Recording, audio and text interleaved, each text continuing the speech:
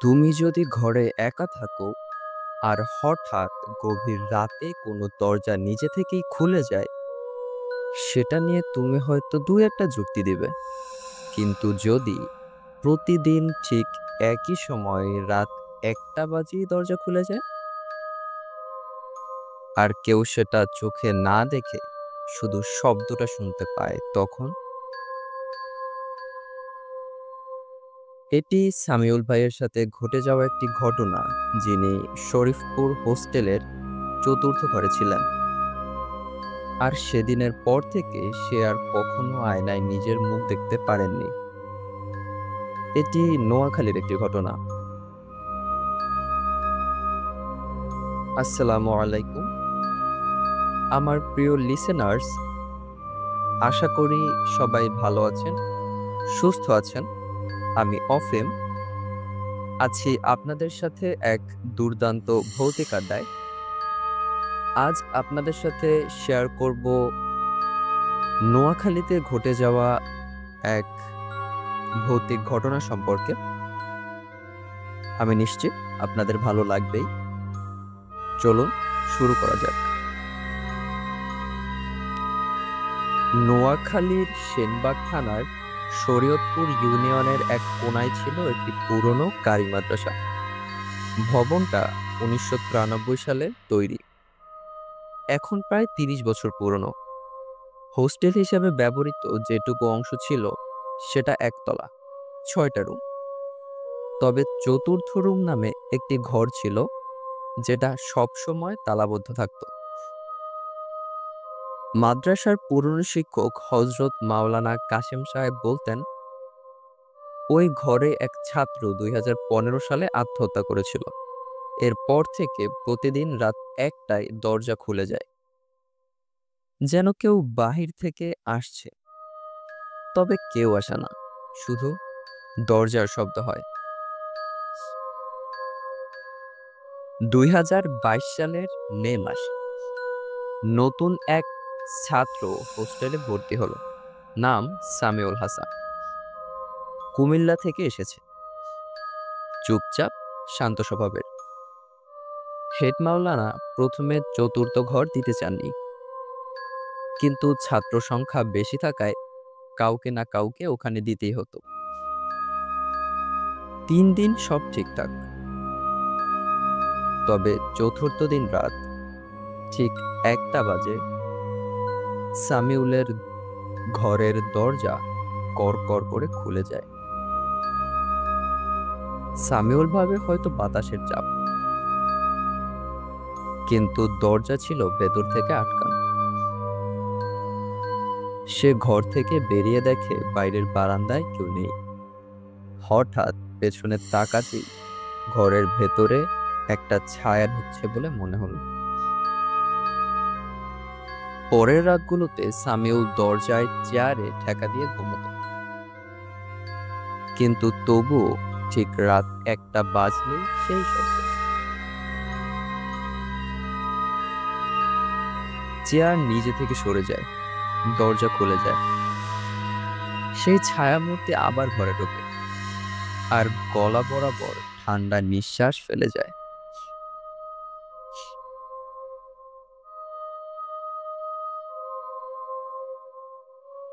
একবার সে আয়নাতে দেখতে পায় পেছনে কেউ দাঁড়িয়ে, ঘাড় ঘুরিয়ে তাকায়, কিন্তু কেউ নেই। কিন্তু আয়নায় লোকটা তখনও দাঁড়িয়ে। সামিউল মানসিকভাবে ভেঙে পড়েছিল। তবে সে তখনও জানতো না 2015 সালে এক ছাত্র জহিরুল ইসলাম এই ঘরেই আত্মহত্যা করেছিল। গুজব ছিল জহিরুলকে মাঝরাতে কেউ ডাকতো। সে নাকি ঘুম থেকে উঠে কারোর সাথে কথা বলতো। একদিন সকালবেলা ঘরের পাখার সঙ্গে ওড়না পেঁচানো অবস্থায় তাকে পাওয়া যায়। মৃত্যুর আগে সে আয়নায় কিছু লিখেছিল, রাত 1টা আসবেও। একদিন রাতে সামিউল সাহস করে ঘুমায় না। ঠিক 12টা 58 বাজে সে দরজার সামনে দাঁড়িয়ে। হঠাৎ পুরো ঘর ঠান্ডা হয়ে যায়। একটা বাজতেই দরজা হঠাৎ ঠাস করে খুলে গেল। সামিউল চিৎকার করে ওঠেন, কিন্তু কোনো শব্দ বের হয় না। গলা একদম আটকে যায়। একটা অদ্ভুত গন্ধ, যেন পোড়া কাঁচা মাংস। আর এক কণ্ঠস্বর, আয় আয়, আয়না খুলে দে। পরদিন সকালে সামিউল অসুস্থ অবস্থায় পাওয়া যায়। তার মুখের দিকে তাকাতে পারছিল না কেউ। মাদ্রাসা কর্তৃক একজন তান্ত্রিককে নিয়ে আসে, স্থানীয়ভাবে বিখ্যাত ফরিদপুরের আলাউদ্দিন ফকির। তিনি এসে প্রথমে ঘরটাকে খুব ভালোভাবে লক্ষ্য করেন। তারপর তিনি বলেন, এই ঘরে আয়নার পেছনের যে কবরটা রয়েছে সেখানে কিছু একটা আছে। ওখানে মাটির নিচে কিছু একটা পাওয়া যাবে। ঘরের আয়নার পেছনের দেয়াল ভেঙে একটা ছোট গর্ত বের হয়। সেখানে একটা পুরনো খাতা, একটা রক্তমাখা কাপড়, একটা তালা লাগানো আয়না পাওয়া যায়। আলাউদ্দিন ফকির সেটা দেখে বলেন, ওই আত্মা আয়নার ভেতরে আটকা, কিন্তু দরজা দিয়ে ফিরে আসতে চায় প্রতি রাত 1টায়। 3 দিন ব্যাপী রাত্রিকালীন তদবির করেন ওই তান্ত্রিক। গরুর রক্ত, আগুনের বৃত্ত আর আয়নার উপর কালো সুতোর জাল বসানো হয়। 3য় দিন গভীর রাতে হঠাৎ একটা বিকট আওয়াজ হয়, আর আয়না হঠাৎ ফেটে যায়। ভেতর থেকে একটা হাহাকার বের হয়, যেন চিৎকার করে বলছে, আমি ফিরবো না। এরপর থেকে 4র্থ রুমে আর কখনো সে শব্দ হয়নি। ঘরটা এখনো আছে, তবে ওখানে কেউ থাকে না। আয়নার জায়গায় এখন একটা কাঠের ঢাকনা লাগানো, আর ঘরের ভেতরে একটা লাল রঙের দাগ আজও শুকোয়নি। সামিউল এখন নিজ গ্রামে থাকে, সাধারণ জীবনে ফিরে এসেছে। তবে সে আজও আয়নায় নিজের মুখ দেখে না।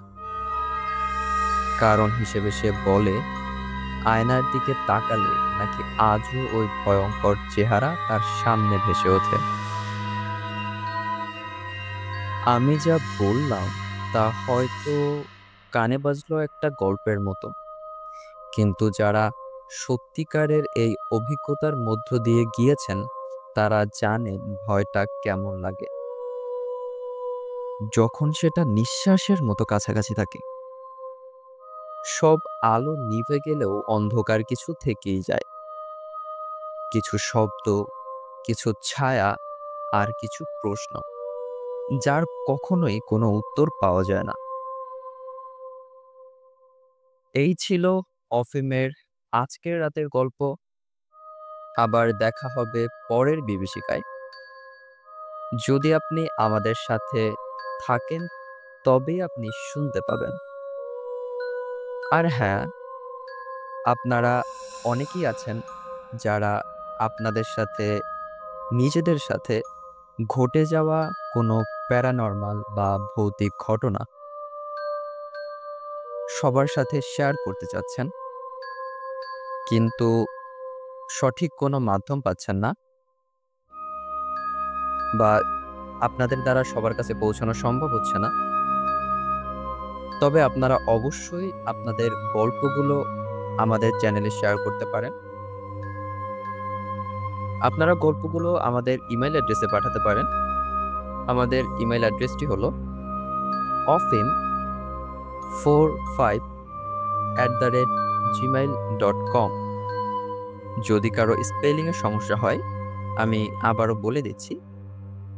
স্পেলিংটি হলো OFIM45@gmail.com। কম।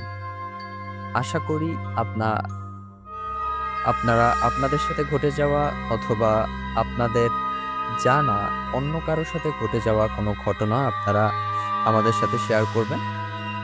এতে আমরা যেভাবে আপনাদের গল্পগুলো সবার সামনে পৌঁছে দিতে পারবো, ঠিক তেমনি দর্শকরাও অনেক ভালো, ভালো গল্প উপহার পাবেন। সবাই ভালো থাকবেন, সুস্থ থাকবেন। আসসালামু আলাইকুম।